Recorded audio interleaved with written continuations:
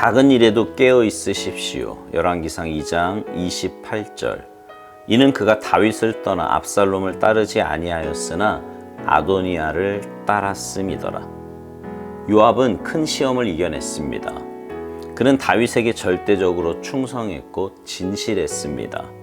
그는 매력적이고 야망이 많은 압살롬을 따르지 않았습니다. 어떤 사람이 잘못된 길로 빠졌다면 누구든지 잘못된 길로 빠질 수 있다는 사실을 항상 명심해야 합니다. 큰 위기를 통과했다면 아주 작은 일에도 깨어 있어야 합니다. 방치된 사소한 유혹들을 신경 쓰십시오. 우린 이렇게 말하기 쉽습니다. 엄청난 위기를 지났는데 어찌 세상적인 것들에 빠지겠는가? 유혹이 어디에서 올 것이라고 예상하지 마십시오. 위험은 전혀 예상치 않은 곳에 있습니다. 커다란 영적인 사건을 치른 후에는 방치한 사소한 유혹들이 드러나기 시작합니다. 눈에 크게 띄지는 않지만 그것들이 항상 그 자리에 있다는 사실을 기억하십시오. 만일 당신이 경계하지 않는다면 그 작은 것들이 당신을 쓰러뜨릴 것입니다.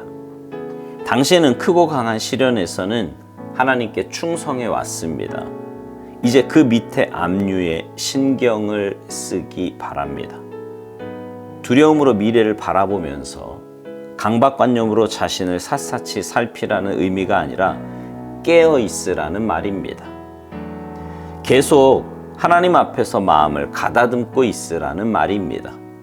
경계하지 않은 장점들은 2배로 약한 약점들이 됩니다.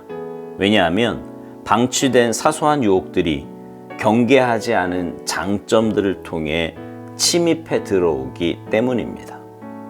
성경의 인물들은 자신들의 장점 때문에 무너졌지 그들의 약점 때문에 무너진 적이 없습니다.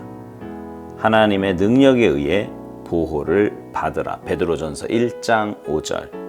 이 방법만이 유일한 안전을 보장합니다.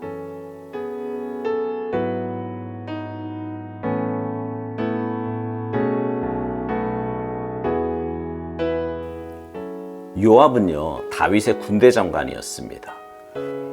그는 다윗의 마지막까지 다윗과 함께 한 사람이었고요. 수많은 전쟁에서 승전보를 울렸던 사람이었습니다.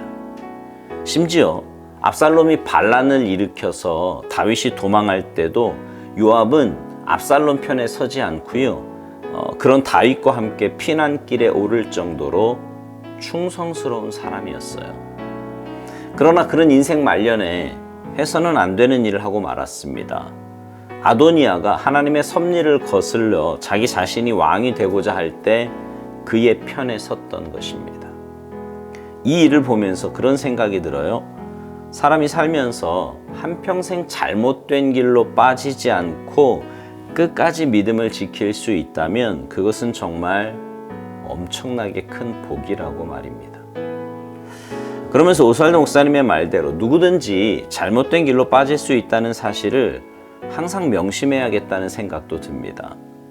사람이 선줄로 생각하는 자는 넘어질까 주의하라고 말씀하신 고린도전서 10장 12절 말씀대로 우리는 언제든 넘어질 수 있고요. 잘못된 길로 빠질 수 있기에 영적으로 늘 깨어 있어야 합니다. 특별히 위기, 또 큰 어려움을 이겨내고 난 이후에 방치된 사소한 유혹들도 신경 써야 합니다. 그러니까 사람이 뭔가 큰 위기를 넘기고 나면 이게 마음이 좀 풀어지게 되잖아요. 그리고 그렇게 큰 위기와 어려움을 넘겼으니까 뭐 이 정도는 얼마든지 컨트롤할 수 있다 하는 생각도 듭니다. 그러나 여러분, 컨트롤할 수 있는 죄는 없어요.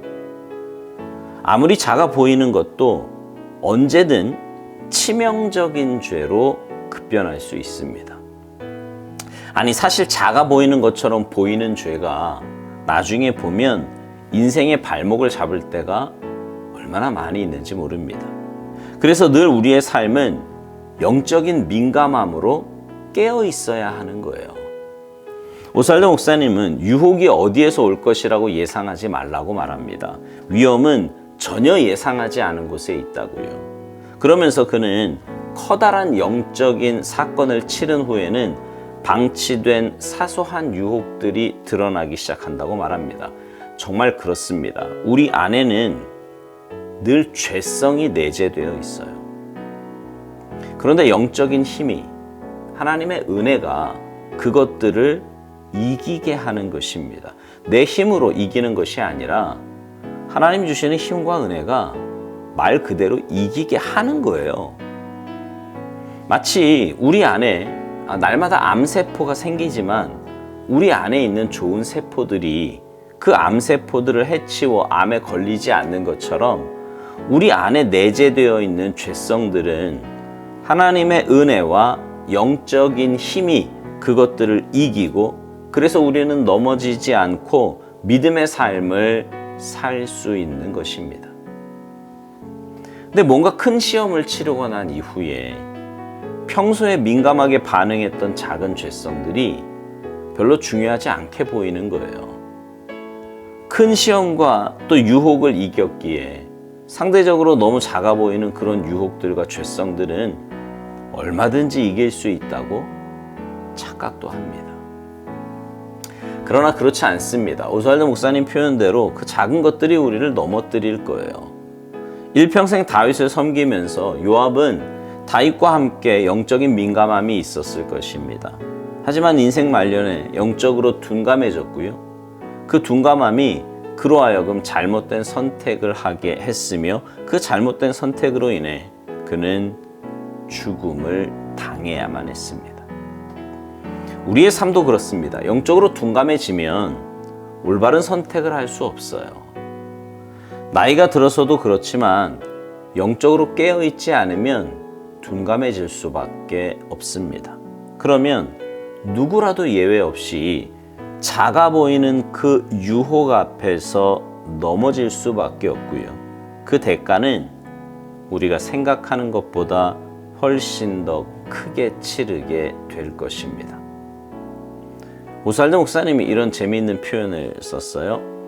경계하지 않는 장점들은 2배로 약한 약점들이 된다는 겁니다. 왜냐하면 방치된 사소한 유혹들이 경계하지 않은 장점들을 통해 침입해 들어오기 때문이라는 거예요.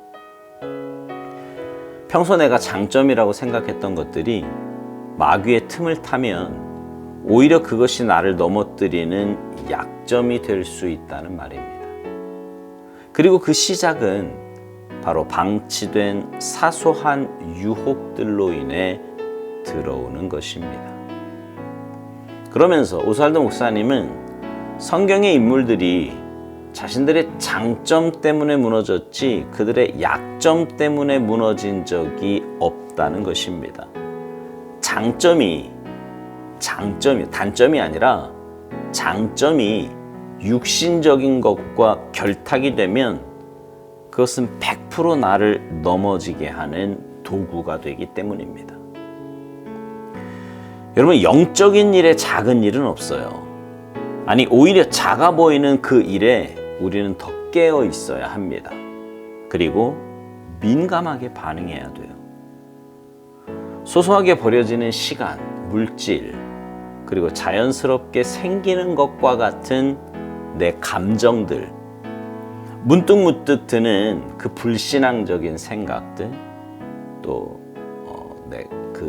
사소한 어떤 감정, 이렇게 센치해지고 또 예민해지고 혹은 다른 사람을 향해서 자주 내게 되는 그런 화라든가 이런 모든 것들이 사실은 영적인 민감함으로 다루어져야 하는 굉장히 중요한 부분인 것입니다.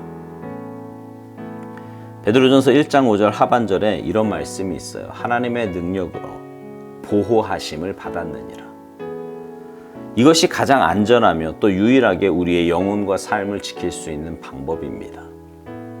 사랑하는 성도 여러분, 여러분에게 작아 보이는 일, 이 정도면 괜찮겠지 하고 생각하는 일은 없습니까?